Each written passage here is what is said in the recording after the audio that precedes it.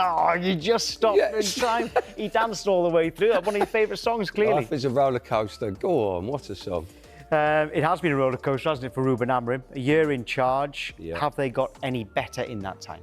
I think they have. I do like him. I think everyone, and me included, are frustrated by the way he sticks to his system. He's very adamant, I'm going to stick to this system, I'm going to stick to this system.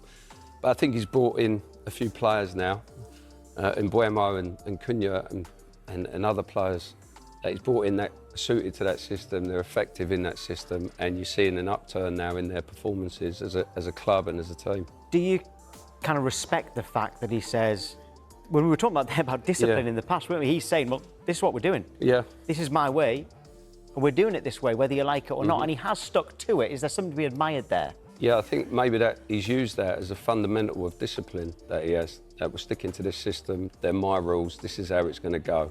And fair play to him. He's, in recent weeks, he's turned it round, and Man United are looking quite good at the minute, actually. When you were playing, you know, away at Old Trafford, etc., I mean, did you ever think we'd get to a stage where Manchester United are thinking that the top four might be out of their reach? Unbelievable, yeah. I mean, going there, every time we played Man United, it was the best players in the world that were playing in that team. And you had one of the best managers in the world. And you had the aura of Manchester United.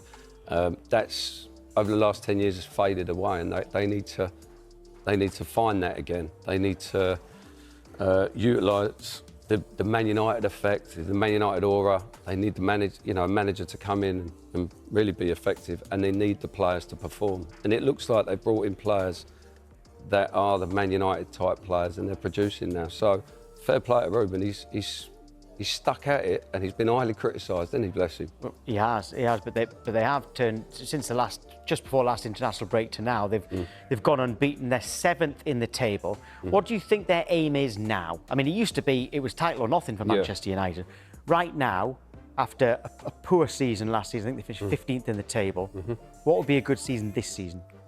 I think they'll have an eye on where they're sitting at the minute, the way they're performing, the way the confidence and the... We're only 1 point outside the top four, I should say. That's exactly. So where they're sitting at the minute with everything that's going on, I think top four they'll have an eye on. They'll be fancying, look, we can have a go. If we continue to perform, we continue to develop, they'll have their eye on that top four, I'm sure. But how do you judge a good season from Man United? I mean, they're still the biggest club in the world, and winning the league is what they expect. But as the fans and the club at the minute are probably where they're sitting now, pre-international break, they'll be coming back thinking, look, we go back into that winter period, have a good period of playing, picking up points. Top four could be a possibility. Well, I'll get the fan view now, because James MacDonald joins us live. James, we've been asking if Manchester United have improved since Ruben Amorim has come in. So in the last year, what do you think?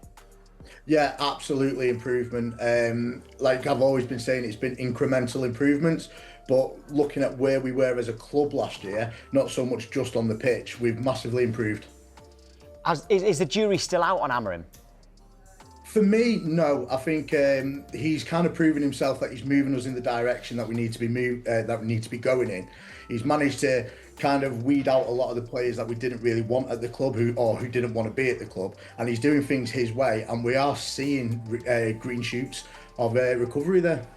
David, is it something also to be admired from the Manchester United board that the easy thing to do would be to change the manager? Yeah. But actually, Sir Jim Ratcliffe came out and said, well, he needs 3. He didn't say he's going to get 3 years. He said he needs 3 years, and he has stuck by him. There has been improvements. Yeah. Whether that works long term or not, is that also something to be admired, that the board are sticking with their man? I think that's brilliant management from them. I think with a club like Man United, it operates differently to potential smaller clubs where you can make changes because you've got to stay in the league, you've got to pick up results.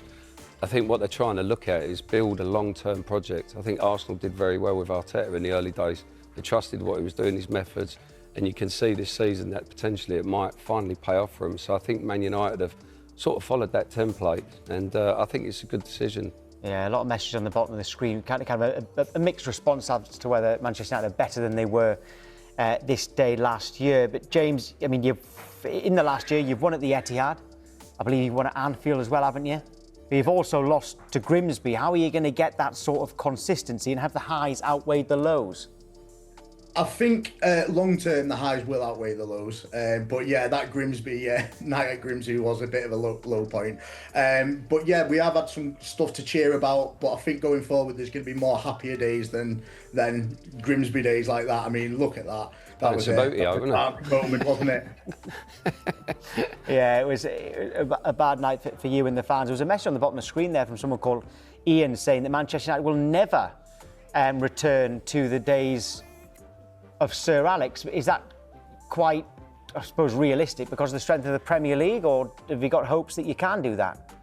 Yeah, I mean, in terms of the heights of Sir Alex, that is a monumental thing to achieve. So realistically, I don't think any club in England would do that. I mean, City are the ones who've come closest to it, and I still don't think they've achieved half of what Alex Ferguson achieved. So yeah, to say that we're going to do what we did with Fergie is very ambitious. Right, James, great to speak to you. Thank you. Good, mate. Cheers, guys. Thank you very much.